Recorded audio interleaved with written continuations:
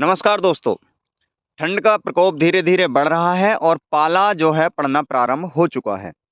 साथियों, जो शीतकालीन फसलें होती हैं, सरसों हो गया, मटर हो गई, या फिर आप बैंगन टमाटर मिर्ची की नर्सरी तैयार करते हैं वो हो गए, या गेहूं हो गया, या आलू हो गया, इनमें जो पाला है वो बहुत ज़्यादा असरदारक होता है।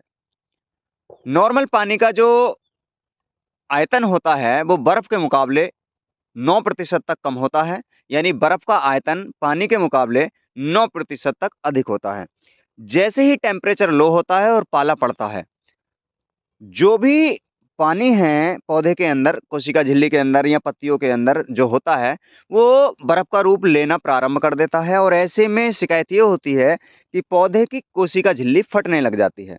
और जब पौधे की कोशिका झिल्ली फटती है, तो उससे या तो पौधा मुरझा करके सूख जाता है, या कम मात्रा में फटती है तो जो फल है, चाहे वो अनाज का हो, चाहे कोई सब्जी वर्गीय हो, वो अच्छे से बन नहीं पाता है, पूर्ण रूप से विकसित नहीं हो पाता है, या फिर फूल बनने की प्रक्रिया जो है वो प्रभावित हो जाती है, फूल डैमेज हो जाते हैं।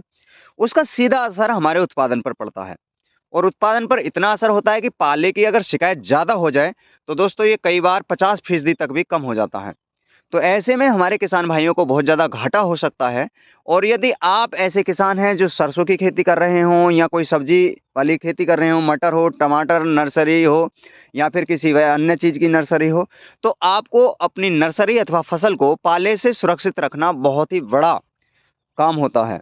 अगर आप अपनी फसल में कुछ उपाय कर लें, तो आप पाले के कुप्रभाव से अपनी फसल अथवा नर्सरी को बचा सकते हैं। साथियों, उसके लिए नॉर्मली 2-3 तरीके होते हैं। एक तो नमी बराबर बना के रखें।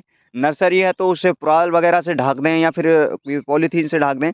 जो फसल है, उसमें नमी एक चीज़ होगी। दूसरी चीज़, आपको धुआँ करके भी पाले के प्रभाव को कम किया जा सकता है। आप ये चेक कर लें कि हवा का फ्लो किस ओर है।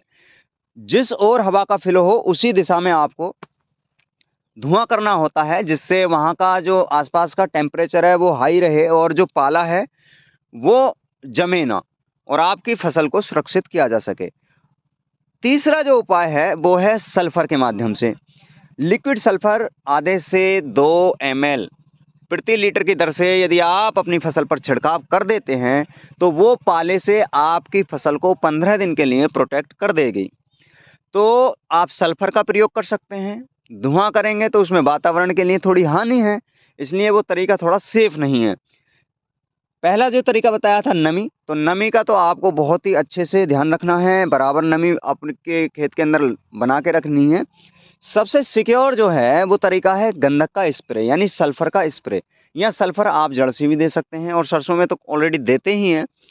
तो ये 2-3 चीज़ें यदि आप कर लेते हैं, तो आप अपनी चाहे मटर की फसल हो, चाहे सरसों की फसल हो, चाहे नर्सरी हो किसी भी मिर्च, टमाटर या फिर बैंगन की, या गेहूँ की फसल हो, आलू की फसल हो, चुकंदर लगाते ही हैं उसकी हो, या गोभी हो, तो आप किसी भी फसल को प्रोटेक्ट करने के लिए पाले के कुप्रभाव से सल्फर का स्प्रे डाल दें, बेहतर रहेगा। 1 से 2 ग्राम, और या 1 से 2 ml, और धुआँ कर भी सकते हैं। वैसे मैं कहूँगा कि धुआँ ना ही करें तो ज़्यादा बेहतर है, क्योंकि वो वातावरण के लिए थोड़ा-सा हानिकारक होता है।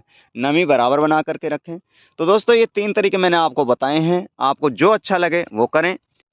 हमसे जुड़ने के लिए हमारे यूट्यूब चैनल को सब्सक्राइब करें, और दोस्तों यदि वीडियो की जानकारी पसंद आई हो तो इसे लाइक करें, कमेंट करें। तो आज के वीडियो में केवल इतना ही। नमस्कार दोस्तों।